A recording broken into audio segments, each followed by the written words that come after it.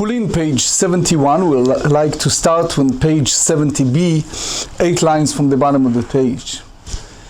King David, the role model, the paragon in so many ways to all of us to this very day, tells us that Achitophel, a man that misled him and was a wrong friend and wrong counselor, yet since he learned from him several things, he called him, as the Mishnah referred to us in Ethics of the Fathers, chapter 6, Mishnah 3, my master, my teacher, my mentor. In that sense, another great rabbi, great sage in the Talmudic era, whose name is Ben Azai, he described in Tractate Bechorot, page 58, that all the sages, again, we need to understand it properly, keklipat hashum, meaning I need to appreciate them if I learn something new I never know before. And we have here an example. Tanya Amar Rabbi Yonatan. Rabbi Yonatan was a student of Rabbi Ishmael and Rabbi Akiva, a great man of learning. So he was converse with Ben Azai, and he gave to Ben Azai such a chidush, such a great novelty, that he said, "Oh, I wish to live at the era of Rabbi Ishmael," and appreciated him. So Tanya Amar Rabbi Yonatan, Namti lo leBen Azai. I converse and I said to Ben Azai. What we learn? Lamadnu, we learned yesterday the pasuk, Nivlat be'ema te'ora shemetam'a, v'nivlat be'ema tme'a shemetam'a, nivlat chaya tme'a shemetam'a. We learned that a carcass of a kosher domesticated animal impart impurity. And we learned from Leviticus chapter 11 verse 39, the Torah said, and I quote, "And when a domesticated animal dies, of those that you eat, one who touches its carcass shall be impure until the evening."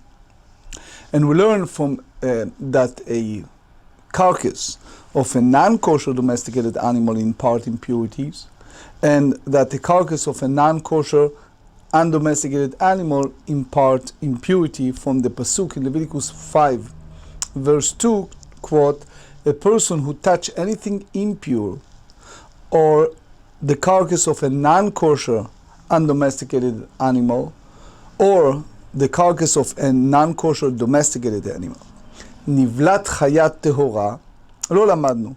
We did not learn yet about the carcass of a kosher undomesticated animal, like tzvi, like ayal. Lo lamadnu minayin, from where we derive that it imparts impurity. Namely, he responded to me, Ben Azai said to me, that this is derived from the pasuk, from the verse in Leviticus chapter 11 verse 27, "Kol olech al kapav, bechol hachaya holechet, etc. v'anogea benivlatam yitmad ha'arev." He said, and whatever walks on its paws, among any undomesticated animal that walks on all fours. So you have this inclusive term, among any, quote unquote, and that serves to include even a carcass of a kosher undomesticated animal among those that impart impurity. Gam chayat tehora metamet kinvela namti lo. So Rabbi Yonatan, I said to Ben Azai, "V'chi ne'emar v'chol chaya." Does it state in any undomesticated animal? If you look at the quote, they said, "V'lo lo ne'emar ela b'chol hachaya." The statement is, quote, among any undomesticated animal. And as we said earlier, these come to teach that a dead fetus in the form of any of the animal that walks on the paws inside an undomesticated animal impart impurity. Lemechalche kapayim bechaya hu de'ata. So Namli, he responded to me and he said, "Uma Yishmael omer badavar hazeh." And what does Ishmael? And you know, it's obviously later he expressed how much he wished to be his student, but because he was his Rebbe, in Gemara Menachot 57b said that he was the teacher of Rabbi Yonatan. He says, what you teacher, Rabbi Ishmael, said about this, Namti lo, I'll respond to him that Rabbi Ishmael derived all these halachot from the verse in Leviticus 11 verse 39. They said, V'chi amut min habhema. And the pasuk is, and when a domesticated animal dies, of those that you eat, one who touches its carcass shall be impure until the evening. So when a domesticated animal, habhema, dies, it's referring to what? Zo behemat tme'ah. That's referred to a non-kosher animal. Asher hi lachem leochla, of those that you eat. Zo behemat Torah, it's referring to a kosher animal. Lamadnu chaya bichlal behema ubehema bichlal chaya. We learn that a chaya is included in the category of behema, which is the term behema can also refer collectively to both domesticated and undomesticated animals. And likewise, ubehema bichlal chaya. Behema is included in a category of chaya.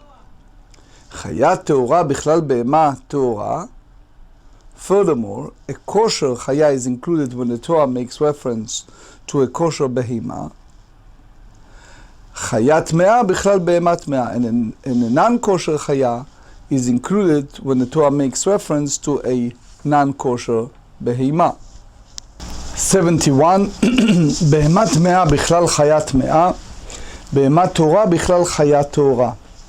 And likewise, a non-kosher behema is included in a category of non-kosher chaya. A non-kosher behema is included in the category of a kosher chaya. So even the pasuk, the verse referring to a behema, we understand that it's basically collectively applied to both behema and chaya, and teach us about nevela, about the carcass of both type that impart impurities. בהמה תמה בכלל חיה טמאה ובהמה תורה בכלל חיה תורה. ובלשון הזה אמר לי, and upon hearing that, the great Ben Azai said to me in these words, חבל על בן Azai שלא שימש את רבי ישמעאל.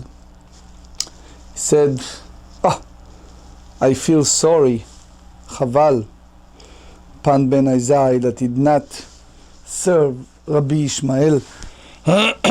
He was so impressed, Rashi said, with his great wisdom. If you look at the previous daf, Rashi pointed out so amazingly, so beautifully, דיבור המתחיל, חבל על בן Azai. You see the Rashi? הפסד וחבלה היא בעולם. תלמיד ותיק כמוני, אני בן Azai. I'm such a long-term, for so many years in my life I dedicate to learn, and it said that I did not have shimush tzalmidei chachamim, I didn't have the opportunity to serve a great rabbi like Rabbi Ishmael. He brought a fascinating Mara in Sanhedrin, page 59b. כל חבלה שבש"ס לשון חבלה והפסד הוא כמו חבל על שמש גדול שעבד מן העולם גבי נחש. Over there, the Gemara speaks about Rabbi Shimon ben Menasya. And they said that because of the sin, the earliest time, Adam, Eve, snake, they said that the way that we have snakes today, they're hiding in the caves and hiding in places, and it's kind of an illustration of a bad character. Yet he said, because he noheg bo kavod, he give the highest respect, he learned the var halacha from Rabbi Ishmael, so he said, it's like Rabbi Shimon ben Menasya described in Sanhedrin 59, that originally when Adam was created, there are two nechashim that each and every person deserved to have. One in the north, one in the south. Meaning, again, we need to understand the metaphor, the allegory is that the person in the morning sent one snake to the north, one snake to the south, and bring him a piece of diamond or jewelry. that makes him wealthy and more. So, unfortunately, because of the sin, the snake turned the other way around. So the mashal, the allegory is, I wish myself, Ben Azai said, to be merited to have such a teacher like Rabbi Ishmael. Obviously, there is more to describe. If one wants to read more, is Lev Aryeh, it's Maharatz Chayut, and more. Chaya bichlal be'ema menalan. So now the Gemara analyzes Rabbi Ishmael's statement, from where we derive that, according to the Torah, a chaya is included in the category of behema. Dechtiv, because they said in Deuteronomy chapter 14, verses 4 and 5, Zot habehema asher tochelu, shor sech etc. Ayal tzvi veyachmu. Translation: these are the behema that you may eat: an ox, a sheep, and a goat, a deer, and a gazelle, and a fallow deer, and a wild goat, and an oryx, and an aukus, and a wild sheep. Despite employing the term behema, the verse also lists the deer and the gazelle, which are undomesticated animals. HaKeitzad chaya bichlal behema. How is this possible? From here, it is evident that chaya is considered by that it's part of behema. Behema michlal chaya menalan. From where we derive that behema is included in a category of chaya. Dechtiv, they said in Vayikra, in Leviticus chapter 11, verse 2, Zot החיה אשר תאכלו מכל הבהמה אשר על הארץ, כל מפרסת פרסה, quote, these are the chaya that you may eat among all the behema that are on earth, whatever parts the hoof. HaKeitzad. How is this possible that the verse mentions a chaya and then refer to behema? Behema bichlal chaya. This indicates that a domesticated animal is included in a category of a chaya by the Torah. Chaya Torah bichlal behema Torah lesimanim. So here is a clarification in the Gemara. They say the principle that a kosher chaya is included by a Torah in the category of a kosher behema is relevant with regard to the distinguishing characteristic of kosher animals. The Torah states with regard to a domesticated animal that only a species that chews its cud and has cloven hoofs is kosher. Nevertheless, this requirement is understood as a reference to both domesticated and undomesticated animals. Chayat me'ah bichlal behemat me'ah leharba'a. The principle that a non-kosher chaya is included by the Torah in the category of a non-kosher behema is relevant with regard to the prohibition against mating one species with another. The Torah states the prohibition with regards to a behema in Leviticus chapter 19, verse 19, you shall not let your animal mate with a diverse kind. Nevertheless, this is understood as referring to both a behima and the chaya. Behemat me'ah bichlal chayat me'ah lich derebi detanya. The principle that a non-kosher behima is included by the Torah in a category of a non-kosher chaya is relevant with regard to that which Rabbi Yehuda Nasi taught, as it is taught in a Braita.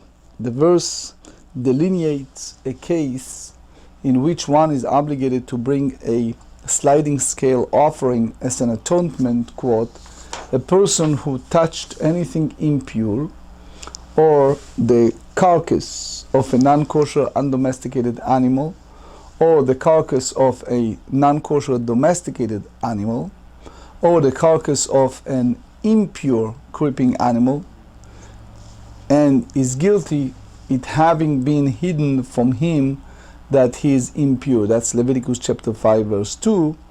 By the nature of the sin for which a person requires atonement is not apparent from the verse. Rabbi Omer, Ekra ani chaya behema lama neemra.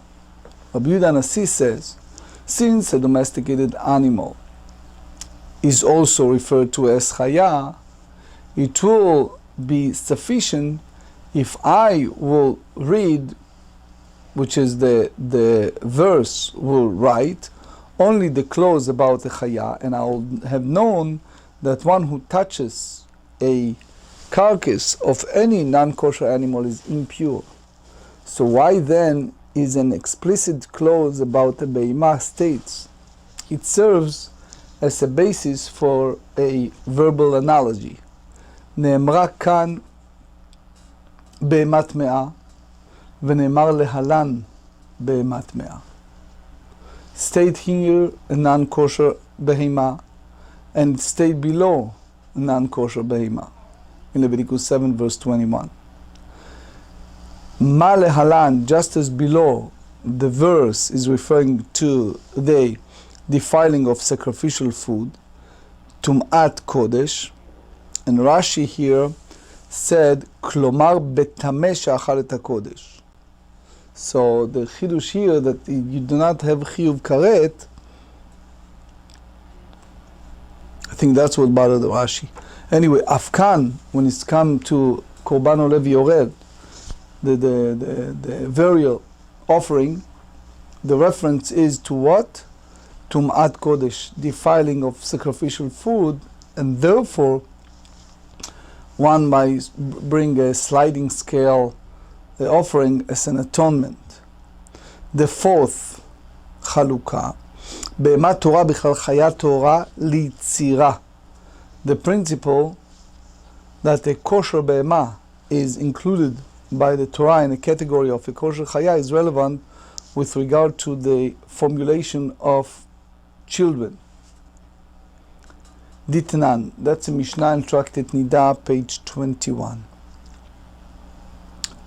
Hamapelet, woman that miscarries, min behema chaya ba'of, a fetus that appeared to be from a type of behema chaya or bird, regardless, ben tmeim, ben tehorim, whatever it had the form of a non-kosher species or kosher species, im zachar teshev lazachar, im nekeva teshev lenekeva. If the fetus is male, then she observes the purity of impurity, and if require for giving birth to a male, and if the fetus is a female, she observes the period requiring for giving birth for a female. So the Torah tells us that after giving birth to a male, a woman is required for 7 days, during which it is prohibited for her to engage in intercourse. So during the next 33 days, she may immerse in a ritual bath at any time, after which she is permitted to engage in relation, even should she then experience a discharge of urine blood. Nevertheless, during the entire 40-day period, she may not enter the temple or be in contact with consecrated food. After giving birth to a girl, the length of each of these periods is double to 14 days and 66 days, and that's the way the Torah described in Leviticus 12 verse 2. Eino yadua, but if there are circumstances that it's unknown, so therefore teishev lazachar velin keva. So she observed the strictest way of a woman who gave birth to both male and female, and as we see, it is prohibited for her to engage in relation for the 14 days after birth, after which she immerses a ritual birth. So after that, she is permitted to engage in relation, despite any discharge of urinate blood, until the 14th day after birth, which is 43 days following the 7 days, she will be prohibited from engaging in relation if the fetus was male.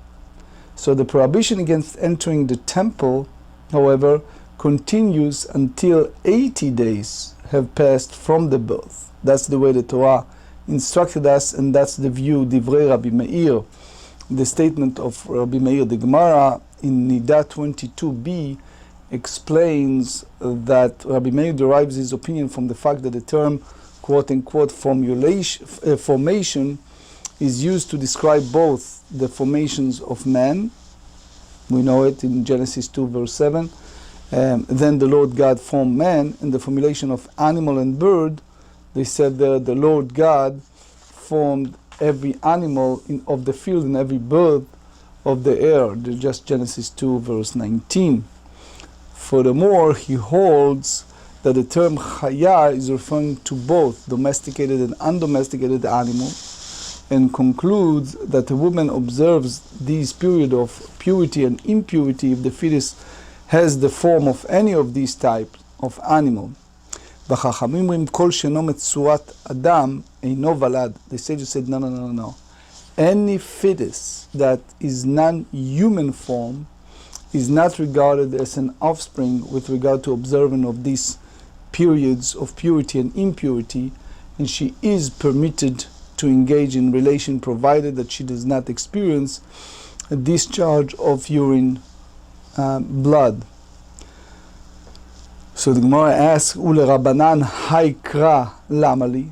So according to the sages, which is the Tanakama, that disputed Rabbi Yosef and they said that even a fetus of non-kosher behema, not care of ritual impurity in his mother's womb, haikra lamali. Why I need this verse in Leviticus 5 verse 2? So the Gemara said, kulei, the entire verse come to teach lich de Rabbi Udeata, which Rabbi Yehuda Nasi taught in the Braita site earlier, that the verse obligates one to bring a sliding scale offering only in cases where one partook of consecrated food or entered the temple while in a state of impurity of which one was in a state of unawareness. We explained so far all of that according to Rashi. There is a Tosfot and Maharam, Tosfot Rosh, Levaryeh, and others that goes differently. Mishnah Kedusha. Again, should never happen to anyone, but we're dealing with that. It's situations. Haisha shemet vlada betoch me'eha. Woman whose fetus died in her womb. Ufashta chaya et yada v'nag'a bo. And the midwife extended her hand into the womb and touched the fetus. Hachayat me'a tum'at shiv'a v'haisha tehora ad sheyetze havalad. The midwife is thereby rendered impure with a 7-day impurity in part by a corpse, and the woman remains ritually pure, the yoledet, one who gives birth, until the offspring emerges from the womb. And obviously we're going to expand on that on page 72. Amarava Rabba כשם שטומאה ולואה אינה מטמאה, כך טהרה ולואה אינה מטמאה.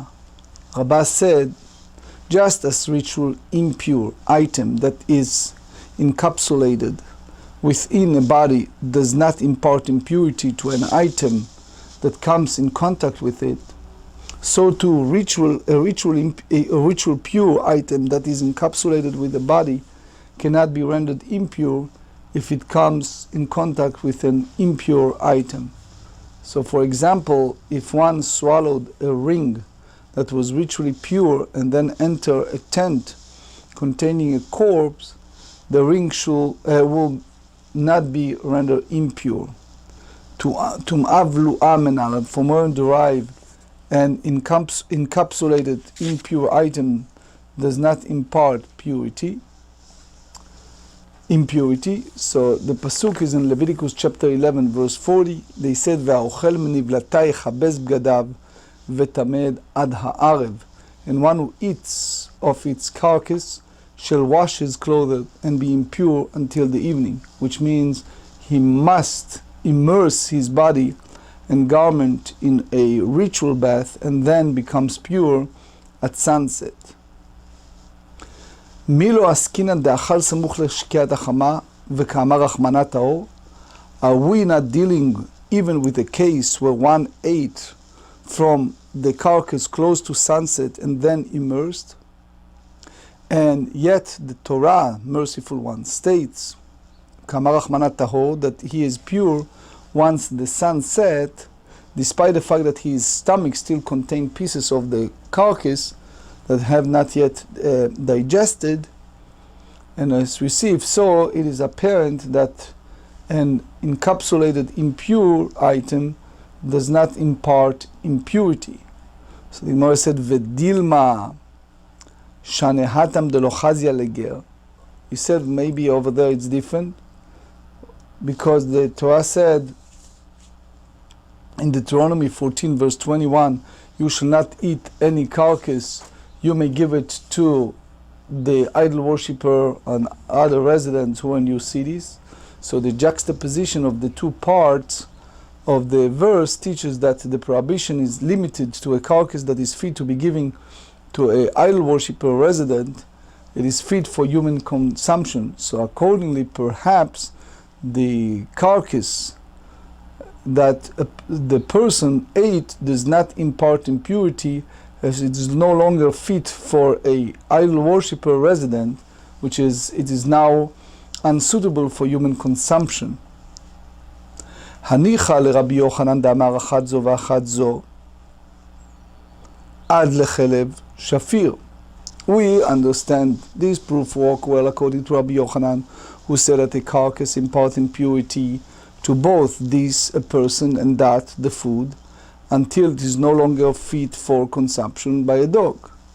So according to this opinion, the proof is understood well, as the carcass in the person's stomach still has the ability to impart impurity to him, because it's still fit for consumption by a dog. אלא לבר פדה דאמר טומאה חמורה לגר וטומאה קלה עד לכלב, משום דלא חזיה לגר הוא.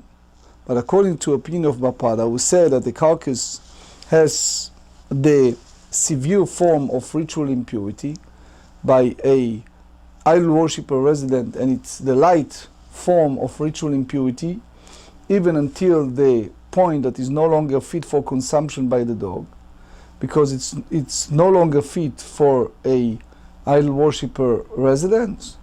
Nehi delo chazir befanav, shelo befanav michzeh chazir lei. Granted that the carcass is not fit to be eaten by someone when it was eaten in his presence, as he was aware that it was swallowed and considered it disgusting to eat a swallowed item, but it's still fit for someone, fit for a person to eat it, was eaten not in a present, and he is unaware that he had been previously swallowed. So it's possible where one consumed a small piece of food and did not chew it prior to swallowing. So the Gemara concedes this point and therefore accept this proof.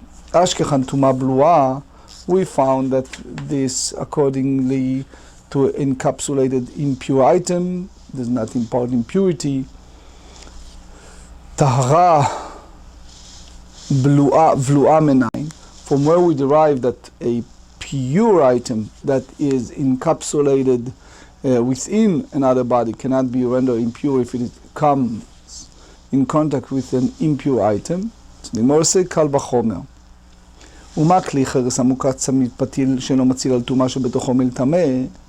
If an earthware that is closed with a tightly sealed cover, which does not shield, which is prevent the impure piece, of course, contain within it from impart impurity to other items in the same tent, as is so now the Gemara interrupt and said as the Amar Mar, as the master said, טומאה רצוצה בוקעת ועולה עד לרקיע.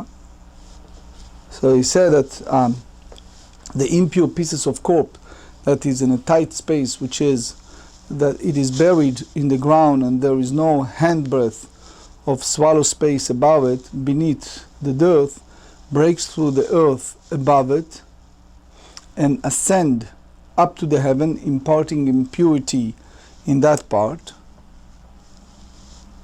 So the Gemara resumes the inference and said, although the tightly sealed earthenware vessel does not shield the impure item, matzil al tahara shebetocho miltame, it does shield a pure item contained within it from being rather impure, and that's in the book of Bamidbar, in the book of Numbers, chapter 19, verse 15.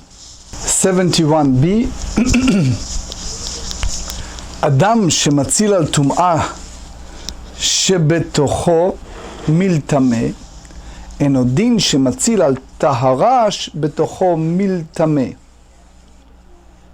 So the way we explain it, it's based on the way that the Mefarshim explain the Rashi.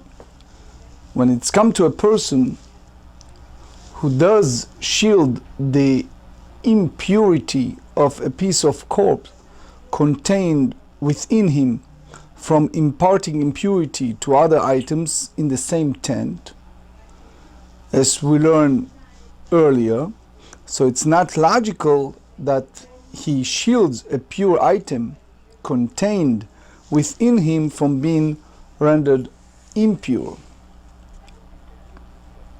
So the Gemara said it's not really the same. The Gemara challenged this inference. They said, Malich li cheres sheken en metame migabo, tomar be'adam shemetame migabo. What is notable above and when we talk about what a kli cheres, an earthenware vessel, that it cannot become impure through a source of impurity coming in contact with its exterior, can you say then that it is comparable to a person who can become impure through a source of impurity coming in contact with his exterior? Since here the halachot concerning impurity of a person are more stringent than those concerning an earthenware vessel, one cannot apply to a person a leniency with regard to an earthenware vessel. Atu anan migabo ka'amrinan, mitocho ka'amrinan.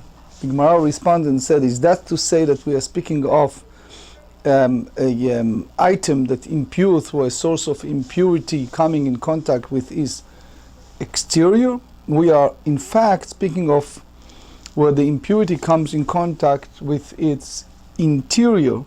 So for such cases, it is reasonable to compare the case of a person with an earthenware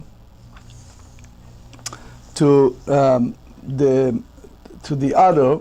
Adraba kli cheres chamur sheken metame ba'aviro. On the contrary, an earthenware vessel is more stringent than that of a person, as it becomes impure through the presence of source of impurity of its earth space, even if the source does not touch the vessel itself. By contrast, when it's come a person who rendered impure from a source of impurity in his earth space, which is in his mouth, only if it actually touches him, and the Kal Vachomer inference remains valid. So the Gemara said, Ash kechan balua dilemala, balua dilemata menala. The Gemara said, ask, we found a source for the halacha that an impure item encapsulated in a body that enters its above, which is through the mouth, does not impart impurity.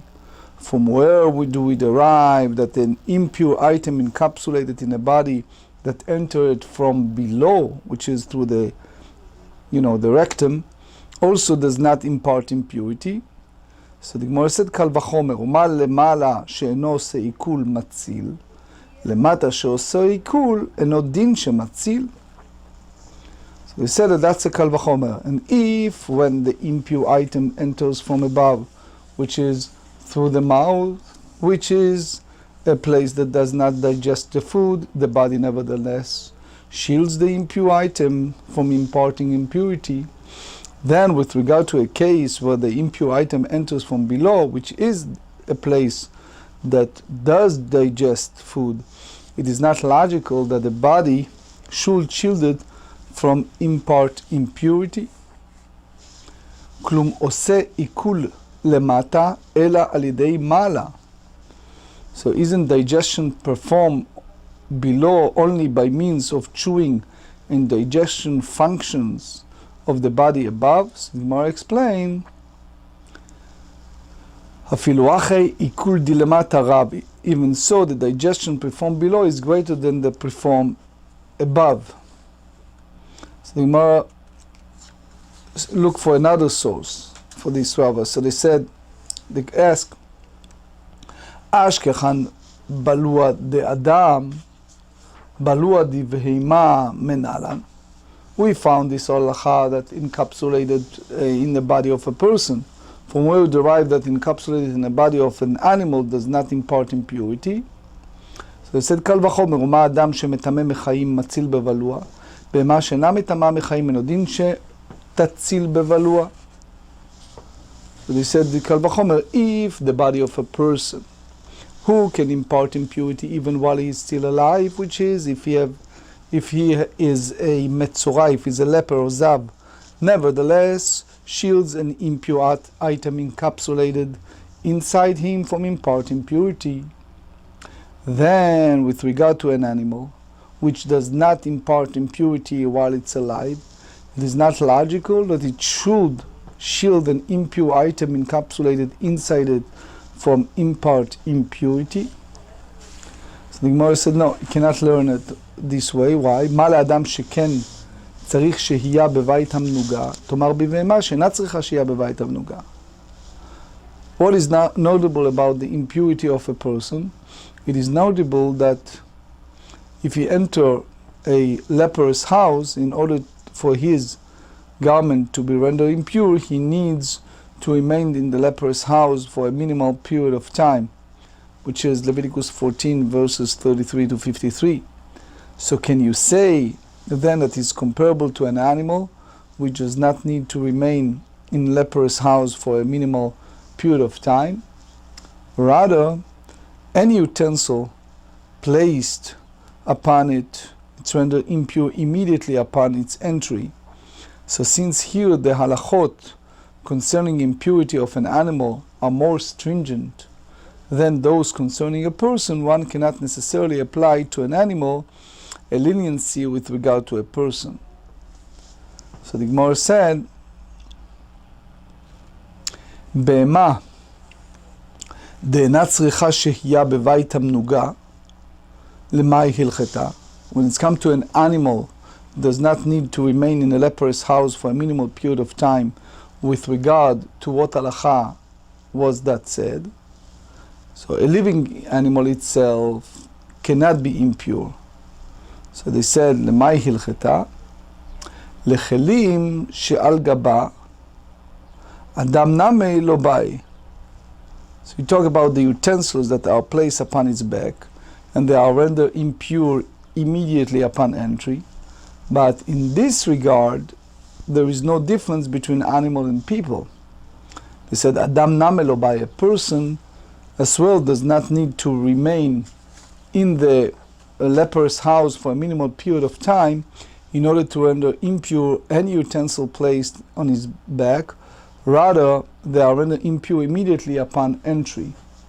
So my brother-in-law, can you give me the book? Thank you. Rabbi Dr.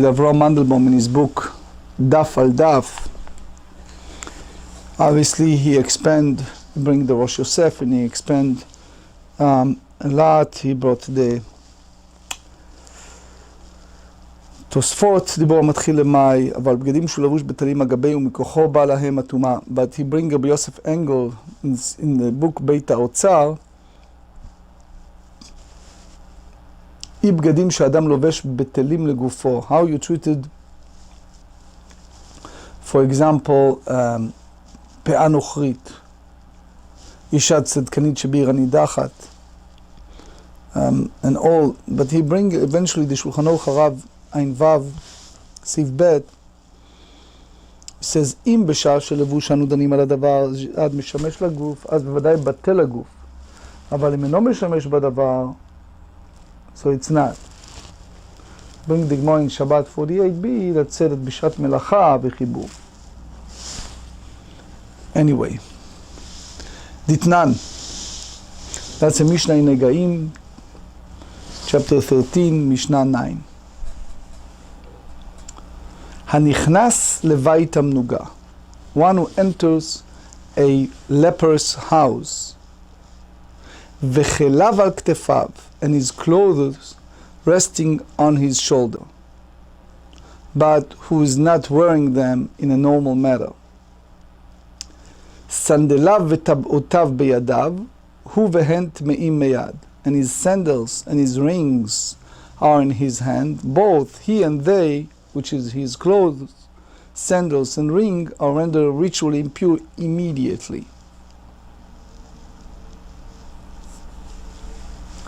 היה לבוש כליו וסנדליו ברגליו וטבעותיו באצבעו, הוא טמא מיד, והן טהורין עד שישהה בכדי אכילת פרס.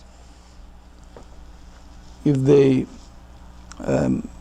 he enter, he who dresses in his clothes and his sandals were on his feet and his rings on his fingers, he is rendered impure immediately upon entering the house. However, if the clothes, sandals and ring remain pure until he remains in the house for the time it takes to eat achilat pras, a half loaf of bread, this calculation made with wheat bread and not with barley bread, pat chitim velo pat sorim,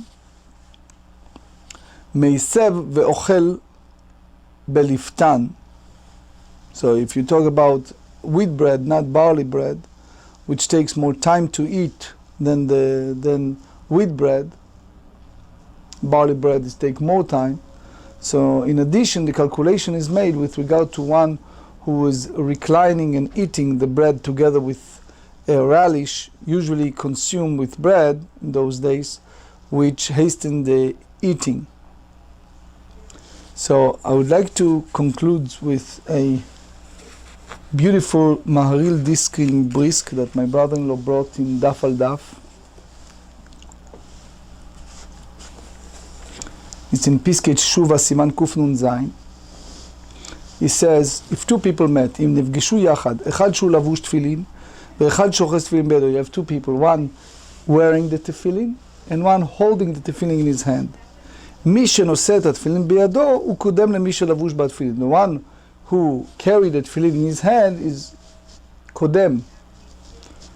שערי חזין הנחה, we see in our סוגיה, שכשהוא לבוש בבגדים, אין הוא בכלל הוא בא אל הבית. When you're wearing this clothing, is not part of הוא בא אל הבית, מה שאין כן כשנושא את הבגדים. However, big however, you bring the Piskei Teshuvot, אור החיים סימן כ"ה עוד כ"ג, you bring from the late רב פישר זצ"ל, in שו"ת אבן ישראל חלק ח' סימן ה', that he חולק על הראיה מכאן, disputed the ראיה here.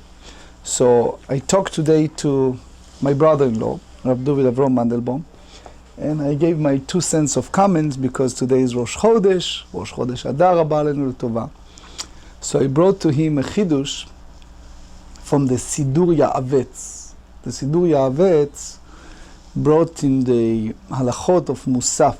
As you know, in Nusach Sfard, the Hasidim and Nusach Sfard, they do keter in the Kedusha of Musaf.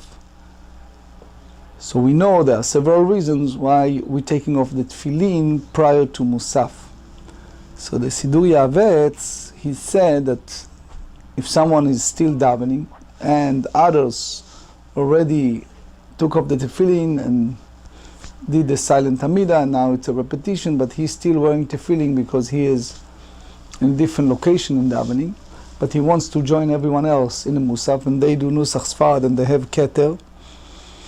So what do? So Sidur Yavetz bring a tremendous chidush, and he said, Mazizan b'mkomam, that he should relocate the tefillin, which in our humble understanding, so it's not considering wearing the tefillin, and then he can join others with saying Kedusha of Musaf, which again, that's the Sidur Yavetz, and I think it's connected to what here the Maril Diskin Mibrisk bring in the Piskei Teshuvah, and obviously, if we have more time, we expand on this.